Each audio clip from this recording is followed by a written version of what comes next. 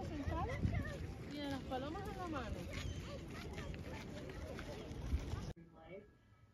just the actions that you're not willing to watch this video until like a year, right? Like you don't need to be hitting all these checkpoints for success or whatever it may be to make you feel content. Divné, tento úhel jsem snad nikdy neudělala, když jsem něco točila takhle. Hello again. Já jsem teď vzpomněla, že jsem chtěla jakoby dělat video o kreativitě a říkala jsem si, teď sleduju podcast od jednoho z mých nejoblíbenějších youtuberů, který mě prostě strašně inspiruje a motivuje jakoby dělat to, co dělám a jakoby zkoušet nové věci a takhle, experimentovat prostě. A říkala jsem si, že jsem se hodně zastavovala nad tím, jakoby, jak to video dát dohromady a takhle. A pak jsem si jako říkala, proč prostě nezačnu. Jakože než to začnu prostě jako všechno dávat dohromady, plánovat a prostě sestavovat, tak to zabere strašně dlouhou dobu, než kdyby jsem to prostě zapla kameru a hnedka prostě se do toho pustila. Takže tohoto video bude o tom, moje cesta vlastně s kreativitou a jak já jsem kreativní a takhle, protože tohle téma, jakoby tenhle námět na video mě přivádí k tomu, jako jsem díky tomu víc inspirovaná a strašně se na to jako těším. Takže i tohleto video chci jakoby vzít trošku jiným způsobem a chci, aby to bylo trošku kreativnější. Takže put your seatbelt on and let's go together because I'm so excited. Takže toto je takový úvod a doufám, že si to užijete, stejně jako já. So I just felt like talking, so I'm gonna talk. A během toho si udělám prostě skincare, nebo jakože to dělám, protože jsem se už umyla obličej, ale poslední dobou mi přijde, že jakoby ty věci, co jako konzumuju, jakože média a seriály a takhle, tak už se dávám takhle, když se nikdy nedávám tak. Tak mi přijde, že jako poslední dobou spíš konzumuju jakoby takové víc reálné věci, nebo spíš jako vyhledávám takové víc jakože reální věci. A myslím si, že to začalo tím, že jsem se zase dostala do čtení Breasts and Eggs, protože její styl psaní, a to už jsem o tom mluvila už asi jednou, nebo dvakrát, možná i víckrát, její styl psaní je prostě, já nevím, jak bych to řekla, já jakoby strašně autentický, tím, že si na nic podle mě jakoby nehraje a prostě píše tak, jak to přijde. A tohle se jako snažím dělat taky, když, protože jsem měla jako dlouhou dobu takový jakože pocit, že se vůbec jako nedokážu inspirovat ničím a že nedokážu jakoby najít svůj vlastní voice, nebo jakože svůj vlastní prostě jakoby, jak bych to řekla, produkt, můj vlastní, asi jako hlas, bych to tak jako pojmenovala asi nejlíp, no. S tím, že jsem se vždycky pokoušela jakoby něco napodobit, co se mně líbilo a potom jakoby z toho si udělat vlastní věc, což jako dává smysl, protože tak funguje inspirace a tak funguje kreativní jakoby prostě inspirace od ostatních jakoby lidí, si myslím, že to tak prostě jakoby je to normální. Ale mně přišlo, že jsem jakoby zašla do takové meze, že jsem jakoby ani už se jako neinspirovala, a spíš jsem jakoby koukala na víc jakoby pohledu od více lidí a jako snažila se ty pohledy dát do sebe a jakoby z toho něco vytvořit. A ta část mě tam byla vlastně jenom z pár procent, což mi tak jako přišlo, když se na to dívám prostě zpětně. Takže jsem si říkala teďko, že nějak jsem se k tomu prostě jakoby dostala, že jsem se do toho ani podle mě nějak jako nesnažila tlačit, ale že prostě si najdu svůj vlastní rytmus a svoje vlastní tempo, jak se prostě těm inspirativním věcím jakože dostat. Nevím, jestli teď tohle, co se jako říkám, jestli vůbec dává smysl, ale I will just go with it. A takže jsem začala a velkou inspirací nebo velkým jakoby takovým startovním bodem tohodle byl můj referát na filozofii do dějin kultur, což jakoby ten předmět nemám ráda, but you know, o tom někdy jindy a začala jsem se zajímat trošičku víc o filozofii, jakože mě to vždycky celkem jakoby zajímalo, ale ne do takové míry, aby jsem se do toho fakt jako chtěla ponořit. A teď si myslím, že jako mám chuť se do toho fakt jako ponořit a fakt jako si prohledat, o čem prostě filozofie je. Různý prostě, nevím, články, poslouchala jsem k tomu Referátu, jakože podcasty o tom nějaký od BBC, myslím, že to bylo rádio, tak tam byl takový, že pohovor nebo že interview prostě s nějakýma jakoby expertama, dejme tomu, na filozofii a teď čerou náhodou, nebo podle mě se to v mém životě jakoby objevovalo víc, jakože v předmětech a ve výkladech a takhle, akorát já jsem to prostě nevnímala. A teď prostě začínám víc vnímat, jakoby, jak moc často se prostě slovo filozofie objevuje normálně v dennodenním prostě životě, mi přijde. Protože teď jsme to řešili ještě v jednom předmětu a tam jsem narazila na čínskou filozofii, že jsme se bavili o čínské filozofii, což mi přijde taky strašně zajímavý, protože celkově jakoby asijská kultura mě je jako hodně zajímavá a historie a všechno taky takový zajímavý, ale vždycky se trošku bojím do toho dostat, protože to je prostě overwhelming feeling, prostě je tam toho strašně moc, takže vždycky tak jako z toho trošku vycouvám. Ale o tom jako, že dost přemýšlím. I co se týče třeba natáčení videí a jakoby editování videí, tak sleduju víc jakože youtuberů, který prostě, nebo youtuberů prostě lidí na YouTube, já nevím, youtuberů mi zní prostě strašně, já nevím, 2016 a strašně se mi líbí styl editování a natáčení jenom jakoby learn other word.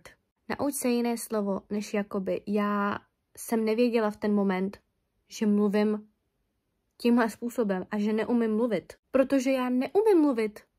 Já reálně neumím mluvit. Ale kde se to mám naučit, kurňa? Kurňa. Já budu chodit asi do nějakých debat. Nebo do nějakých, nevím. A proto chci taky hodně natáčet takhle na YouTube. Protože se tím podle mě naučím mluvit. Jak srozumitelně a normálně. The rage I'm feeling right now, you wouldn't believe. I'm so sorry, you have to get through this video, but like, what can I do, you know? It's there. A trošku to chápu, protože jsem se bavila o věcech, které mě inspirují a které mě prostě baví.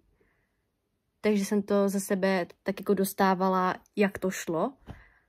But at the same time, it's so annoying. I'm so sorry, guys. Okay. Takový ten reálný pohled, protože mi přijde, že taky jsem se tímhle jakoby hledala, nevěděla jsem, jakoby, jak chci editovat moje videa, jak si vytvořit svůj vlastní styl editování a takový jako věci, ale když jakoby ztrácíte prostě inspiraci a kreativitu, tak si myslím, že nejlepší je na chvilku fakt jako se odstřihnout od těch jakoby vnějších věmů, když je to v téhle době fakt jako strašně těžký udělat, ale pokusit se od toho jakoby odstřihnout a fakt se zamyslet jakoby nad tím, co máte rádi vy a co inspiruje vás a co je vlastně tak nějak vaším hlasem. A vím, že to zní strašně, jak kdybych chtěla být prostě, nevím, jak se mu říká, revolutionary, to slovo. Já to slovo vyhledám a napíšu ho sem. Tak to se nesnažím být. Každý člověk má svůj vlastní jakoby cestu v životě a každý člověk se dostane k nějakým věcem jinýma okruhama a jiným tempem. Tak pro mě to docela takové je, protože já jsem se tím prošla, já se tím procházím poprvé. Já tento život žiju poprvé. So don't judge me. Proč se obhajuju, když mě ani nikdo nesoudí vlastně? Jako možná mě někdo soudí, ale nikdo mě nesoudí tak, že by mi to řekl do obličeje třeba. Takže se vždycky začnu obhajovat, i když jakoby, aby si ty lidi mysleli rovnou, že jako it's okay, I know, já vím, že mám ten problém. A přitom it's so tiring. I don't know why I do it. Takže to jsou takové jakoby věci, o kterých teď poslední dobou přemýšlím. A přijde mi, že fakt jsem potřebovala, jakoby, aby jsem to jako zjistila o sobě, tak jsem fakt potřebovala si vzít prostě jako time alone a fakt jako zahodit mobil a nejenom jedno, ale víckrát prostě fakt jenom sedět v tichosti. At the end of the day, jakože to je to, co podle mě pomáhá nejvíc a to je začít jakože od nuly, dejme tomu. Protože já to beru takhle, když máte, taková metafora, když máte paletu a mícháte do ní několik barev, co máte rádi, tak z toho vzejde taková nahnědlá, černá až barva vlastně. A když chcete vlastně začít od znova, chcete jakoby, zjistíte, že jakoby jste dali do toho spoustu věcí okolo a vlastně z toho vzešlo něco, co nemá autentickou barvu, tak musíte začít od znova. A musíte prostě se posunout na nový políčko na té paletě a prostě dát tam jinou barvu. Takže já teď poslední dobou se snažím jakoby používat takové barvy, které jsou takový neutrální, protože z toho potom zejde něco, jakoby, co dává smysl. Takže se snažím jakoby míchat do sebe jakoby jednoduché věci, protože jsem člověk, který jakoby má rád já mám strašně ráda jakože takové, jakože, jak bych to řekla, je minimalismus a já mám ráda spíš ten jakoby extremalismus, nebo jak bych to řekla. You can't talk. You cannot talk. Learn to talk. Že chápem se, mám jakoby ráda věci, když jsou třeba trošku přeplácené, ne jako do nějaký velký míry, ale prostě mám ráda, když je toho hodně. A když to dáte potom dohromady, tak to vlastně nedává smysl samozřejmě. Takže se snažím teď jakoby si od všeho vzít jenom kousek a jenom prostě malý minimum, aby to potom nebyl mes a aby to prostě dávalo smysl. A myslím si, že to tak jako balancuju docela dobře. Psání mi hodně taky pomohlo. Já musela čeknout, jestli tady nemám svou bydlící, protože to by bylo trapné, kdybych vyšla z koupelny s mobilem a začala bych prostě tady jakože vlogovat. Ale yeah, that's where I am at right now. Toto jsou moje 2 deníky, které teď mám, kam jakoby dávám své kreativní věci a takhle. Ještě mi přijde samolepka of Smisky, kterou si nalepím tady, taková modrá. A tento rok z nějakého důvodu se mnou rezonuje modrá barva. Takže jsem si koupila právě šedivej ten deník a mám tam takovéhle modré věci. Neříkám, že to bude po celý ten deník, ale to je to, co teď se mnou tak jako... Tady mám nějaké věci.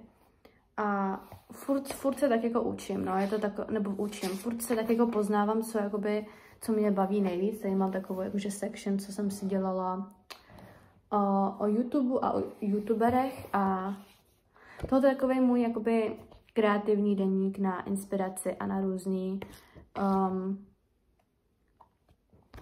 věci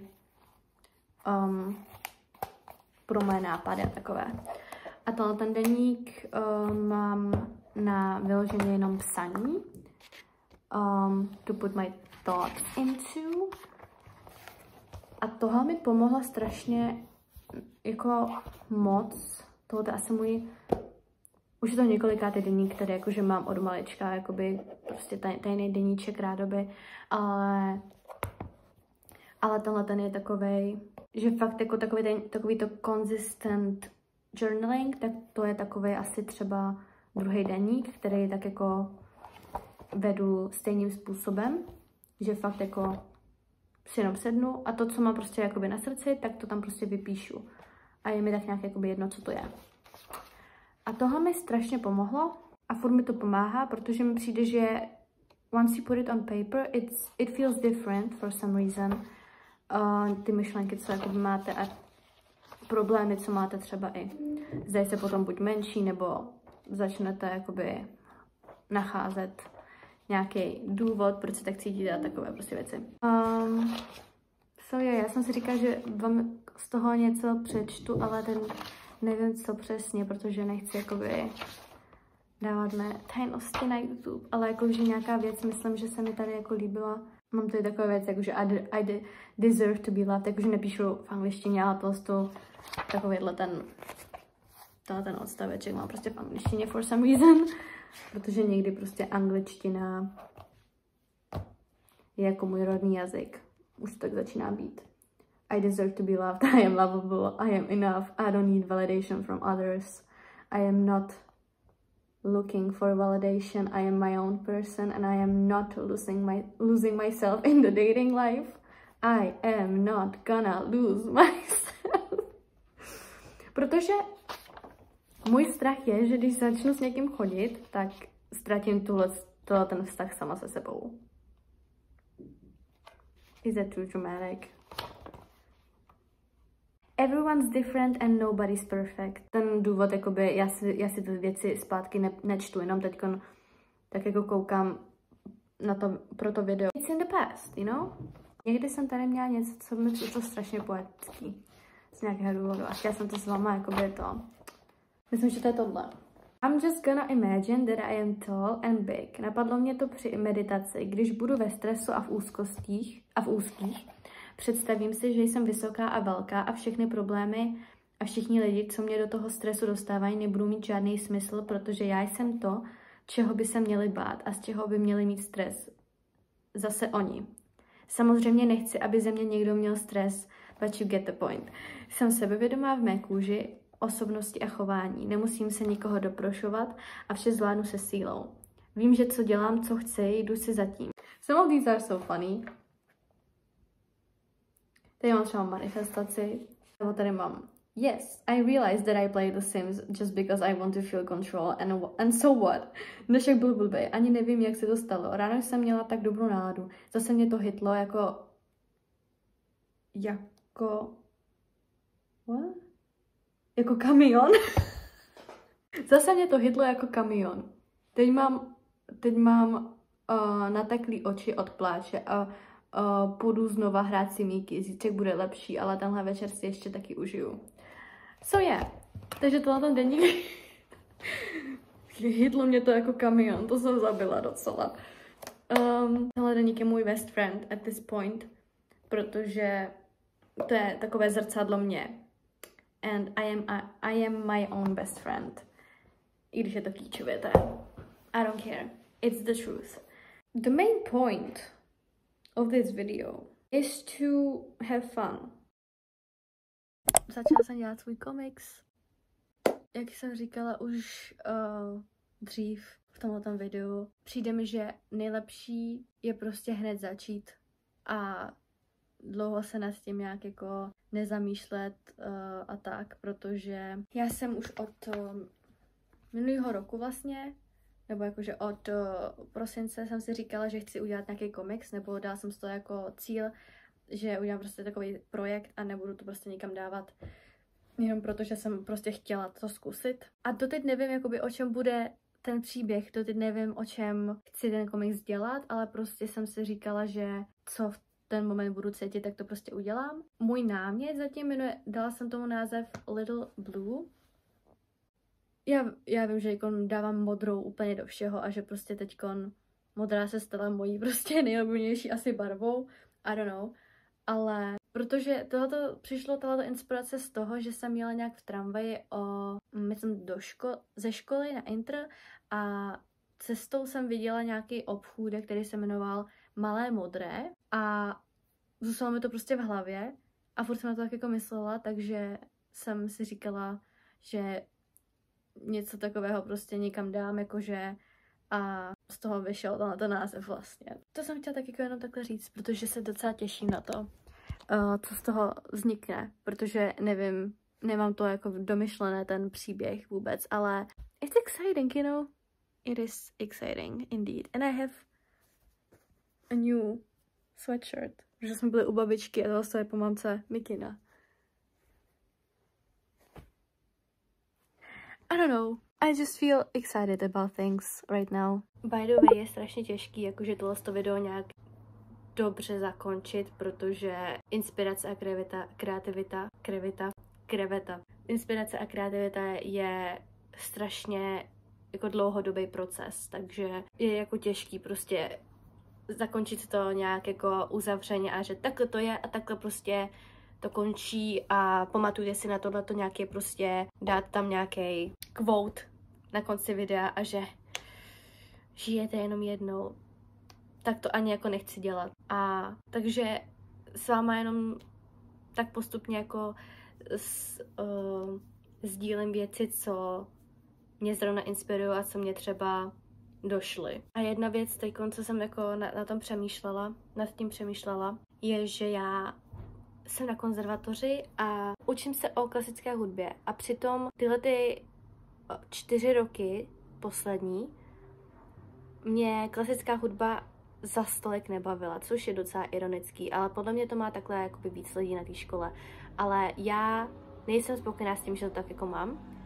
A došlo mi, proč to tak nejspíš je. Protože když vám někdo něco jakoby nutí, v uvozovkách zase, nikdo mi to necpal do chřtánu, ale když vám někdo něco jako nutí a říkám vám, to by si měla znát, to prostě, když se to učíš, když to studuješ, proč tyhle ty věci neznáš, tak mě to ještě víc odrazovalo od toho, aby jsem si to vyhledala, protože lidi jsou strašně vtipný stvoření, protože když mi někdo něco řekne, tak já to potom nechci udělat. Takže jsem si tuhletu celou dobu musela jakoby najít svoji vlastní cestu k tomu, aby se mi to fakt jako líbilo, protože mi docházelo, že když jako studuju něco, tak bych k tomu měla mít nějakou lásku a něco, jako mělo by mě to bavit a mělo by mě to zajímat. Něco společného s tím podle mě má i jako vyučování, jakože ten typ studia a ten typ jako učitelů, co prostě mě třeba ze začátku učili nebo teď učí a to je život. Lidi jsou prostě každý jiný. Každý učitel učí jinak, každý učitel není dobrý učitel a myslím si, že to je prostě normální. A proto se dívám teď na vysoké školy v Irsku. Nevím, jestli to vyjde, ale ta myšlenka toho, že by jsem se učila fakt o věcech, které mě baví a fakt s učitelema, který mají vášeň pro učení a umí učit a stále nachází nový způsoby té výuky, tak to mě strašně motivuje k tomu jít furt dál. A já jsem zjistila o sobě za ty asi 4 roky, že já se ráda učím, ale strašně lehce vám to ty lidi můžou prostě tu lásku pro to nebo tu motivaci k učení prostě sebrat jenom tím, jak oni učí a jak oni prostě zacházejí s tím studiem a s těma materiálama a tak. Takže myslím si, že mi to nejvíc jako došlo, když jsem se učila na maturitu, protože to bylo období, kdy jsem se musela učit na ty věci fakt jako sama mi přijde. Nebo ne úplně sama, ale z větší části. Bylo to po dlouhé době, kdy jsem se fakt jako musela udělat svoje vlastní plány na to, jak se budu učit a jakým způsobem. A jsou různý takový v karanténě jsem se taky jako tyhle věci jako trošku vyhledávala. Jak jsou různý metody prostě na učení, to Pomodoro. Teďko jsem si vyhledávala, jakým způsobem se nejlíp jakoby nejvíc efektivně jako naučím. Kámo, co tam děláš? Odjeď. Jakým způsobem se nejvíc jako nejefektivněji naučit a jaký typ studenta jako nebo studenta, co mi vyhovuje, jakože jak je to, někdo si to musí napsat, někdo je vizuální člověk, někdo si to musí prostě jako zvýraznit ty věci a takhle. Takže, jak všichni říkají, že maturita je zkouška dospělosti, vidím v tom nějakou pravdu, ale u mě to byla spíš jako zkouška toho, jako jak se sám jako poznat, což jako může být dospělost, nemusí, ale já jsem se díky tomu jako víc poznala skrz, co mě jako vyhovuje v této oblasti, jako co se týče prostě učení. Nehledě na tom, jako že mě demotivovalo i to, že jsem si říkala, všichni na té škole ví, co chtějí dělat a jsou si 100% jistí tím, co dělají. A každý na téhle škole prostě zná všechny skladatele, všechny operní pěvce a všechny jména a všechny opery. Girl, that's not true. Jakože ano, většina lidí jako zná hodně pěvců a hodně opera takhle, ale jeden člověk nemůže znát všechno, kurde.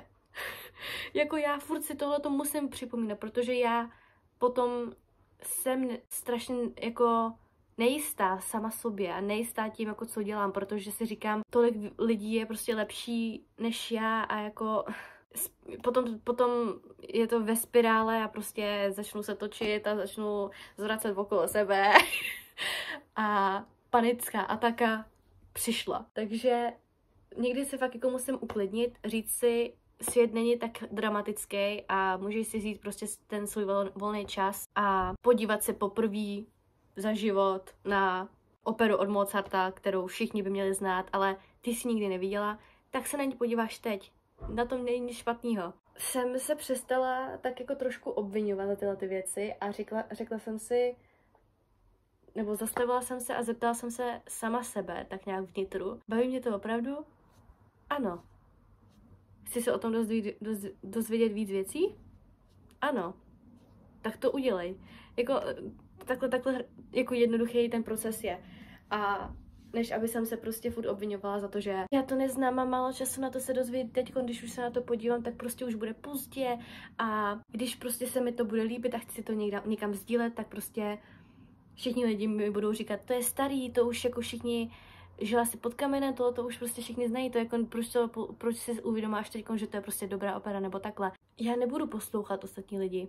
Mě to nevadí. Já si to prostě tam přidám na to storíčko, protože se mi to líbí, protože teďkon v tuhletu chvíli to pro mě revoluční je. Je to pro mě prostě new discovery, je to pro mě prostě úplně nový svět a já jsem tím ohromena. Tak to tam prostě přidám. Protože život je krátký. Protože až tenhle moment jsem si uvědomila, že klasická hudba is kinda cool. Moral of the story is, že je jedno, za jak dlouho se na ten daný bod dostanete. Důležité je, že na tom bodu jste a že jste se na ten bod dostali. So inspirational, so dramatic, so main character of you. Be who you are. Bye bye. Inspirace a kreativita.